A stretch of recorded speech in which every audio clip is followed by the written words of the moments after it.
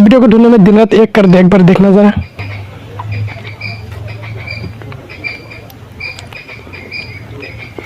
ये लो 5 रुपए काट लो। तुमने 500 रुपए छुड़वाने के लिए 5 रुपए की चीज ली है? नहीं है, जाओ। भैया मेरे पास एक आइडिया है। क्या? 500 रुपये तो मैं छुड़वा दूंगा, लेकिन 5 रुपये की चीज़ मैं भी लूँगा। ठीक है, लो। चलो भाई, देखो अपने क्या होगा।